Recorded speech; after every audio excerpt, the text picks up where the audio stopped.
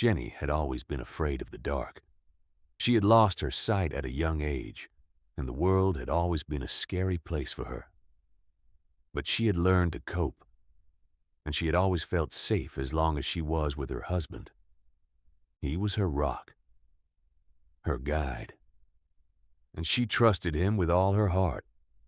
So when he went away on a business trip, leaving her alone in their house, Jenny was terrified. She had never been alone before, and the thought of it filled her with dread. But she knew that she had to be strong. She was a grown woman, and she couldn't let her fears get the best of her. So she went about her day, doing all the things she normally did. She cooked meals, cleaned the house, and listened to her audiobooks. And every night when she went to bed, she cuddled up next to her husband's pillow, pretending that he was there with her. It was a strange and unsettling routine, but it gave Jenny comfort. She knew that she was safe, and that was all that mattered.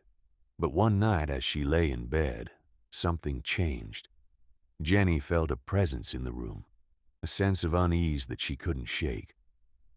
She tried to ignore it, telling herself that it was just her imagination. But as the minutes ticked by, the feeling grew stronger.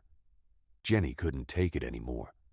She reached out and touched her husband's pillow, hoping to feel his familiar warmth.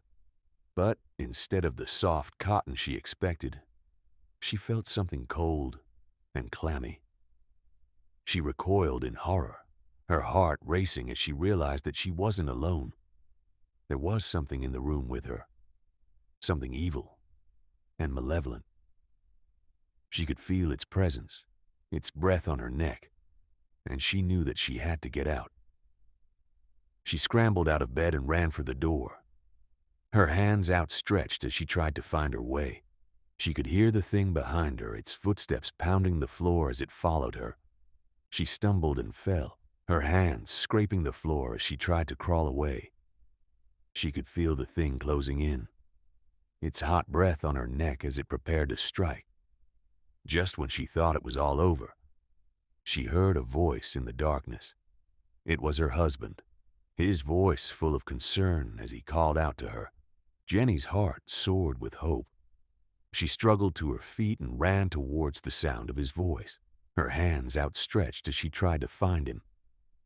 But as she drew closer, she realized that something was wrong. The voice was different, deeper and more sinister. It was the monster, mimicking her husband's voice in order to lure her in. Jenny froze in terror, her mind racing as she tried to think of a way out. She couldn't let the monster win, not after everything she had been through. She turned and ran, her feet pounding the floor as she fought to escape. She could hear the monster behind her, its footsteps growing louder and louder as it closed in. She didn't know how much longer she could keep running, but she knew that she had to try. She had to survive, no matter what. But it was too late. The monster was too fast, and before Jenny knew what was happening, it was on top of her. She screamed as it tore into her flesh, its razor-sharp claws slicing through her skin. She fought with all her might, but it was no use. The monster was too strong, and Jenny knew that she was doomed.